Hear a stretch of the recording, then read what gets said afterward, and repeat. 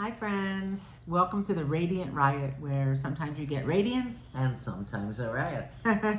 you get to decide. We'll see where it goes. P.S. This is us. I'm Eileen. I'm Allie. We're happy to be here. And so anyway, I was listening to Wait, Wait, Don't Tell Me, which is one of my favorite weekend things to do. And I heard the funniest news story that I had to come home and scream to her about.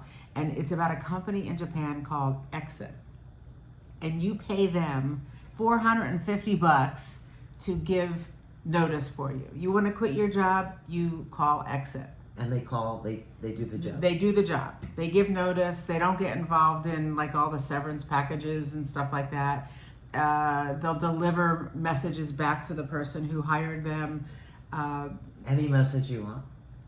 Well, they deliver messages back from the corporate, from the company that need to be told to this exiting employee. And then after that, all contact is via email. But I have to say, I think that's like a cool job, and it's not one that's too foreign, because when we were innkeepers up in Provincetown, there were a lot of people who stayed with us and they really wanted to leave their jobs. And it happens on vacation. You start thinking about a new life and doing things differently, and well, it happened to us. But people are afraid to leave. They don't know how to leave. There's a lot to it, but the leaving itself is stressful. Yeah, so this one used to say, give me the money. I'll give notice for you. We have all the excuses because, truth be told, and you may not know this, but we used to be in HR. Unbelievable. Do you believe we met? That's where we met. That's where we met. And so Allie used to say, look, I know every excuse in the book. I can do this for you. But it got us talking and laughing and thinking about, so here's this, for some, what is a soul-crushing experience, having to leave your job because you're not the right fit, it didn't turn out the way you wanted to. You know all the reasons. We've all been in these jobs that we no longer want. And then we were really, thanking, do you thank your lucky stars or count them? Yes. How fortunate we are to be in something that we love, right? And we've guided people on the do what you love and love what you do journey for many years. Yeah. And we did the corporate thing for many decades years and loved it. Loved every minute of it until we didn't. Yeah. You left sooner than I did, but I hung out for a little while longer, probably a little longer than I should have. Yeah, a little longer than you should have, because right. you were not in love with it anymore. No, it goes from that place of being, really in love with what you're doing and who you're doing it with. And then when things change, it's time to reassess. And sometimes people just hang out, And you stay. did. And I did. I was begging her to leave. I was begging her, come on, we'll figure it out. Everybody figures it out. There's all this stuff, it's like, oh, I can't leave. I have a 401k, or I can't leave. Benefits are going to be expensive, or I can't leave. What will I do? And it's that all works out. It's all figure outable. Yes, it right? is. It is. And so here we are, and it is so important, right, to really find that space inside of you that where you are doing what you are genetically wired to do. You are in your sweet spot. That is so important. And I'd like to toast you because welcome to my world, my company. It's so critical to be in a space, especially if you're working, and most of us are working. So how do you know what's right for you? To be genetically wired for something, because it could be that you've been doing something that you're very good at, and you've been doing it for a long time, and pay is good and it's comfortable, but something is missing. How do you know what you're genetically wired for? I'm sorry, I need to charge you for that. That's coveted information. Well, I'm going to start. I mean, that's a long answer to a short question, but we have time. Well, I'm going to start with the reverse, which is sometimes I think you're not suited for something. That's how you know something's up. You just don't feel good anymore. You don't feel like yourself. You're waking up and you don't want to go to work anymore. You have the bellyache. I remember a very long time ago when I was burnt out, stressed out, freaked out. I was so misplaced after a while. It was a company that I loved. I fell in love with. I always said I had an affair with this company. because I grew up with this particular company, and then things changed, and I was just so bewildered, and I couldn't find. I wasn't Eileen anymore. I just wasn't myself anymore, and it took getting sick, unfortunately, to figure that out. And then I finally, ultimately, said yes to a call that I got from a recruiter that I had been saying no to for years, and said, what's more important? I need to find a place where I can be Eileen, in capital letters, as Allie likes to say. We always say, are you living in small letters? Are you hiding from yourself? Or are you living in capital letters? Are you able to really be who you were meant to be, not just at home and not just in a relationship, but at work too? We're talking about work right now. That's right. So I think that's kind of the reverse answer, is that I wasn't myself anymore. Mm-hmm. And the fit wasn't good anymore, and I couldn't do it. So it's important to be self-aware and to know that. And we all know, right? If you're not sleeping well, if physically you're feeling some of the impacts. Oh, I was. But the fear of leaving a job, the fear of change sometimes is greater than the suffering.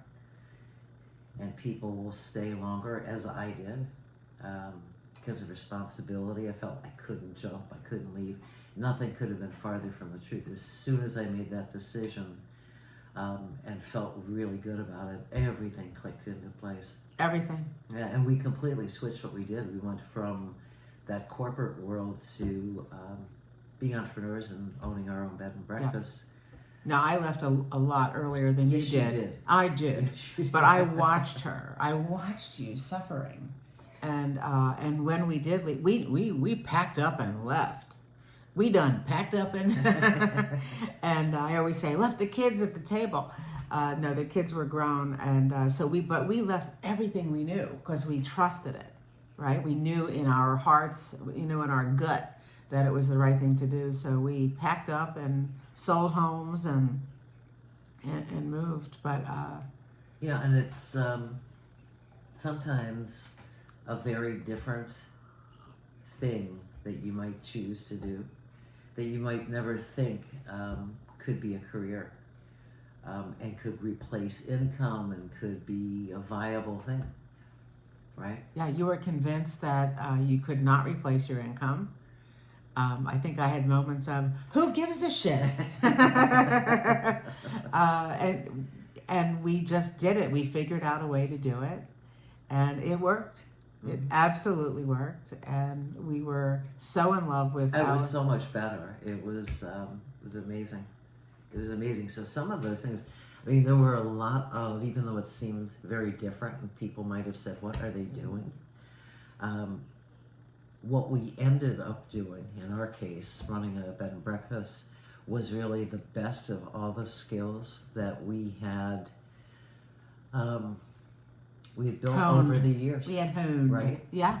Might not have known it, but marketing came into play. Design, cooking, exactly. entertaining. Yeah. Cooking, all the things that we loved. So there's an answer. That's the reverse. That's the inverse of the reverse of the hypotenuse. Don't try to figure that out.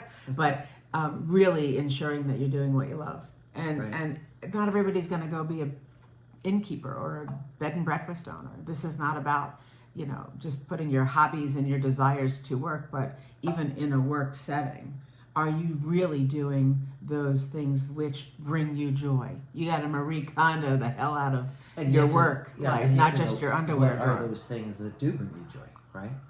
Mm-hmm. So that you can begin to look at it. And again, it might not be anything that you've thought of recently. It could have been things that you were passionate about in high school or as a kid that you can reignite and that you've set aside. I mean, the guys who started Exit, these two friends in Japan who started Exit, did something completely different and thought there's a need here, right? And because the work culture in Japan has changed, it used to be, as it was here, also, stay in one job for your entire life, and so the work culture changed. And here are these kids who said we can latch on to this. Yeah, and we didn't mention earlier. What's coming? Which I found incredibly funny. For an additional fee. No, I think that was a joke. I think that was a joke that they somebody mentioned on Wait, Don't Tell Me. But go ahead, tell them. I thought it was real. For an additional fee, they could Cause a scene. resign with a scene. Right? I love that.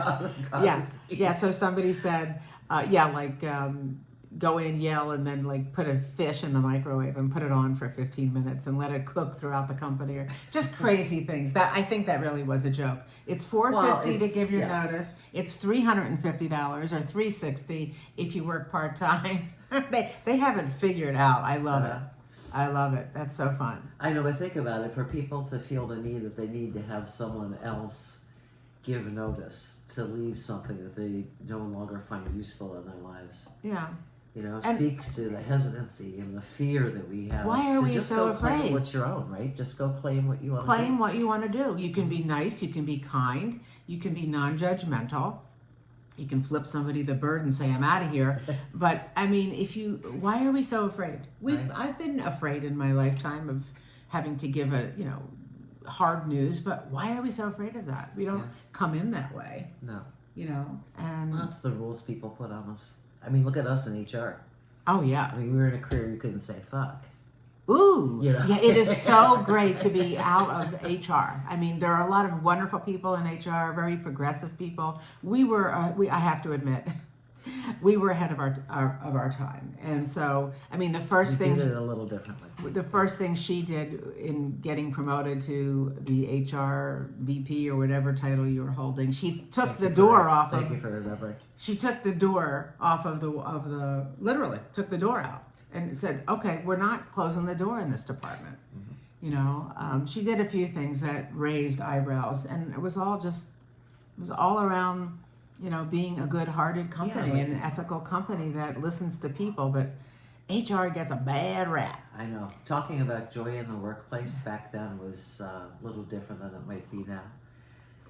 Now I think it's just being embraced. I went back recently to a SHRM meeting, the Society for Human Resources Management, and I mean, I hadn't been in 20 years. Yes. And you went from a completely different perspective because I'm now doing laughter yoga, as many of you know, and so it is such a beautiful, fresh amenity to bring into corporate culture to help elevate it, whether a company is, for people who are burnt out, stressed out, freaked out. Team building, creativity, collaboration, it's phenomenal. So I thought, I'm going to go back and just try and get my foot in the wellness arena again, corporate wellness. So I've been, networking with more companies. And so I went back to this SHRM meeting. It's like the same frickin' scrambled eggs were there, and the same sausage and bacon but it was interesting. It was fun to go back, but it was fun to go back and just be loud and proud and out and knowing what I know and not afraid. And it's just a beautiful thing when you put yourself out there, right? When you just come out as who you are, no matter what you're doing in life, in love, in work, in play. There's like no time like the present, right? We've lost, in the last 2 weeks, we lost 2 friends. And another reminder to live every day to the fullest, because you don't know. We're never promised tomorrow, right? And if more people went into work every day knowing that, just to, whether they're not happy and need to give their notice, and which leads them to someplace else that brings them joy, or a relationship that people are sitting in too long, or just check your conditions, right? Be aware of your conditions. There's no, just do what you love, find what lights you up. And know your worth. Know your worth. Yeah, that's good. Yeah. What do you think? Yeah. I think so. If this thing we're working on together doesn't go right, I can just call the company in Japan and or have them get in touch with you. Yeah, or you send can an email. Maybe. She always said, "I'll pump gas if I need to. I'll pour coffee if I need to." And you've heard that. I mean, we hear people say that, "I'll do anything." It's like, you don't have to do anything. Go find something that fills you up And excites you. Yeah. So important. Yeah. It's so important. Well, So what that concludes today's episode of the Radiant Riot. And so while we have you, subscribe, like and subscribe, and tell your friends, and come back for more Radiance. We're new kids on the YouTube block. Yeah, we're new kids. Yeah. And also, why don't we tell them about Joy X? Sure. Since we have them. Go Okay. So Joy X is a new experience that we've designed that will make its debut in January. You can go to thezestzone.com/joyx, JOYX. It is a one-day retreat-like experience that's going to be here in our home, where we blend the best of everything we've ever loved into one day. We're going to be guiding those who really want to jump back into rediscovering what lights them up, joy, vibrancy in life, and how to find it in everyday life. Everyday living. That is a goal for after the promotion, or when I finally get the raise, or when I finally get the guy or the girl. Or lose the weight. Yeah, exactly. Do it right now. Right here, right now. And in between, I shouldn't say in between, during that day-long discussion, we are going to pamper people like we used to. With a home cooked from scratch breakfast. We're going to have lunch together. We're going to have a tea ceremony in the afternoon. Happy hour with savory bites. And mocktails and cocktails. So it's going to be... so again, it's everything that we love and know how love. to do. And so we're finding a way to bring it to people again and have new guests. And have people home in time for dinner. So check it out. Small group. We're going to do groups of 6, so it's super Just 6. intimate, and we can really get into it. I wanted to call it the Joy of 6, but I did not win that one. Well, we'll see. But I'm going to use it over and over again. I'll write it down. So check it out. Come play with us. Come laugh with us. Come talk about joy. And it's going to be a fantastic opportunity and day. It's going to be, we've been saying it's going to feel illegal. But it won't be illegal. Take care, friends. See you soon.